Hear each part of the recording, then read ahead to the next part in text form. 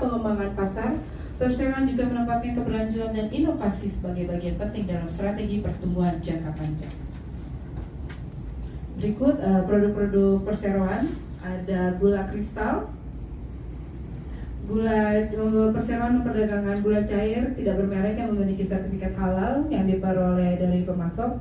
Perseroan masuk gula cair untuk kebutuhan retail B2B dan bisnis B2C. Next. Dan juga tebu, perseroan menanam tebu di perkebunan Pandeglang, Banten sejak tahun 2016. Berbekal pengalaman tersebut, perseroan berupaya untuk terus membangun industri gula yang lebih efisien dan bertanggung jawab. Dan berikut Dewan Direksi dan Komisaris PT Aman Agrindo, ada Bapak Irsyad Hanif selaku Komisaris Utama, Bapak Hendra Setia Komisaris Independen, Bapak Andreas Utomo selaku Direktur Utama, Bapak Michael Utomo selaku Direktur. Dan untuk financial performance, saya persilakan Bapak Andreas. Terima kasih. Untuk penjualan perseroan untuk periode yang berakhir pada tanggal 31 Maret 2026 meningkat sekitar 4% dibandingkan dengan periode yang sama tahun 2025. Hal ini disebabkan oleh peningkatan penjualan produk gula perseroan pada kuartal 1 2026. Total aset perseroan pertanggal 31 Maret 2026 meningkat sekitar 1% dibandingkan posisi per 31 Desember 2025.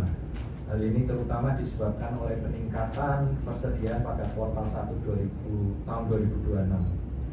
Untuk total liabilitas perseroan pertanggal 31 Maret 2026 meningkat sekitar 2% dibandingkan posisi per 31 Desember 2025. Hal ini terutama disebabkan oleh peningkatan utang bank jangka pendek perseroan pada kuartal 1 tahun 2026. Sementara untuk total ekuitas perseroan per 31 Maret 2026 meningkat sekitar 0,03% dibandingkan posisi per 31 Desember 2025. Hal ini disebabkan oleh meningkatnya laba ditahan yang berasal dari laba netto perseroan di kuartal 1 tahun 2026.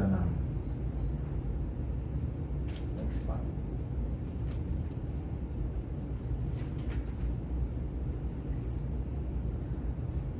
Kami sajikan finansial rasio keuangan untuk net profit margin pada 31 Maret 2026 adalah 0,09%, sementara gross profit margin adalah 8,09%. Untuk return on asset per 31 Maret 2006 adalah 0,02%, sementara return on equity adalah 0,03%. Untuk rasio likuiditas, debt to total asset ratio per 31 Maret 2026 adalah 0,35, sementara debt to equity ratio adalah 0,53 dan current ratio adalah 1,27.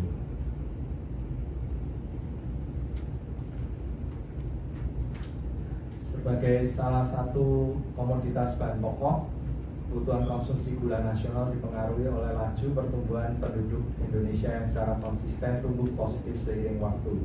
Indonesia adalah negara dengan jumlah populasi penduduk terbesar keempat dunia dengan populasi sebesar 284,4 juta jiwa pada pertengahan tahun 2025 dan terus bertumbuh di mana diperkirakan pada tahun 2028 jumlah penduduk diperkirakan akan mencapai 292,48 juta jiwa dengan estimasi konsumsi gula domestik mencapai 803 juta ton. Dengan jumlah penduduk Indonesia yang diperkirakan akan meningkat di masa mendatang, diperkirakan permintaan konsumsi gula Indonesia juga akan meningkat. Dengan demikian, perseroan memiliki prospek pertumbuhan yang baik di masa mendatang.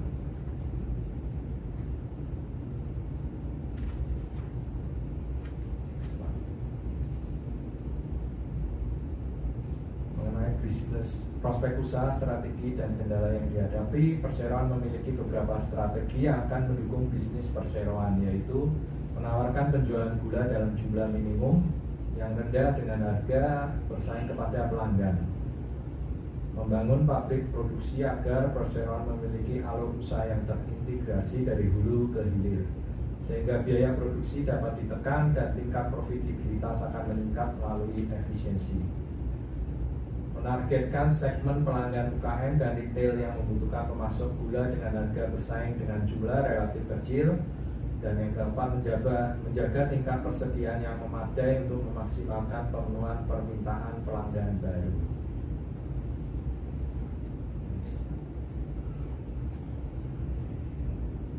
Namun demikian, diperkirakan terdapat beberapa tantangan yang telah atau akan dihadapi perseroan dalam penerapan strategis tersebut di atas. Antara lain, namun tidak terbatas, pada perubahan-perubahan teknis pada proses pembangunan pabrik gula merah perseroan yang mengakibatkan keterlambatan penyelesaian dan dimulainya operasional pabrik gula perseroan.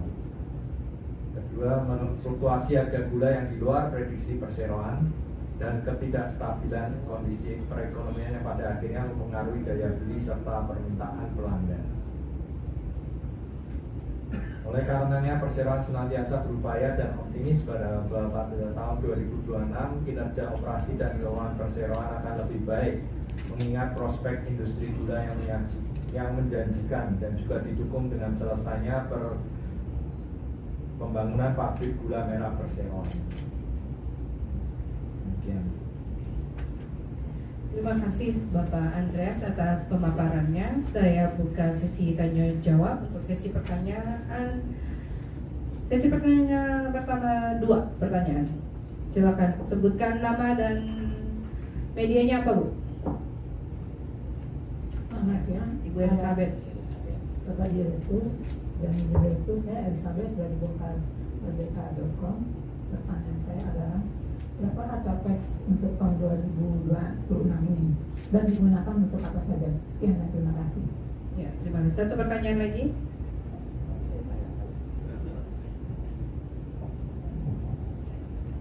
Selamat siang Pak Direktur, Bapak Direktur.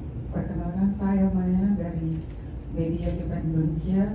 Mau bertanya, bagaimana dengan target tahun 2026 dan strategi apa yang digunakan perseroan dalam menghadapi tahun 2026 ini? Terima kasih. Oke, terima kasih Ibu.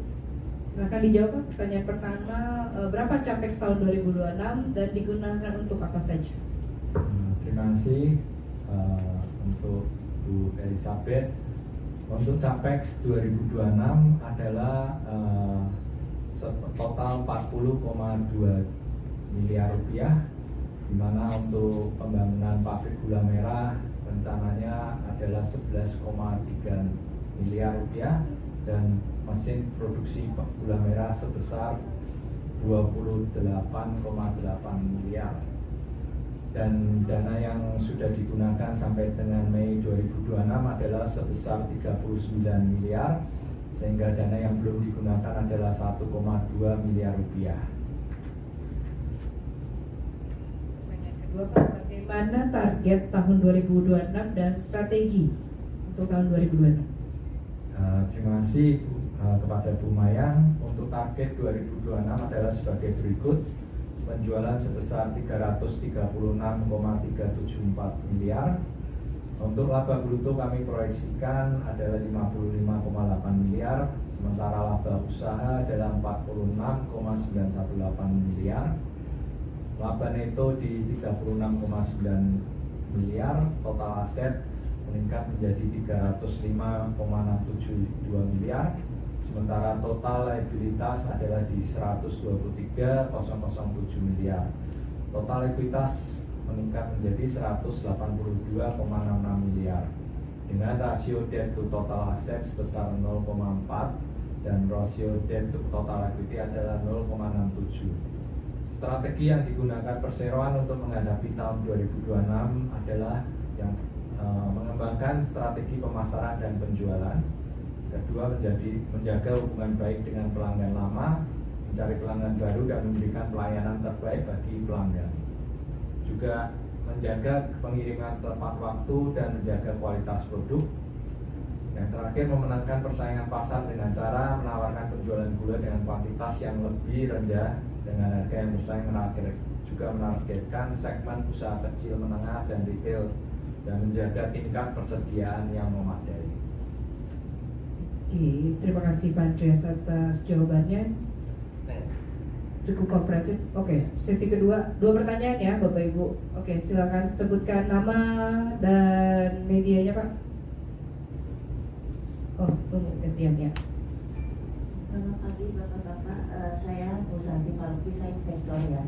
Ini saya mau tanya bagaimana hasil kerjasama perseroan 3 kuartal pertama 2026. Apakah itu tadi termasuk pemasaran yang Bapak mengungkapkan itu? Terima kasih Pak. Mau langsung dijawab Pak? Atau nampung satu lagi? Oh iya. Nampung satu lagi ya? Oh iya. Boleh Bapak, silakan. Itu mic-nya kasih ke sana. Nah, jangan ditaruh dulu ya. Silakan Pak. Selamat pagi Pak Direktur. Saya adalah Supriyanto dari metropolitanpost.id. Pertanyaan pertama saya, kapan pabrik gula merah akan beroperasi dan ada kendala apa saja yang dihadapi oleh perusahaan?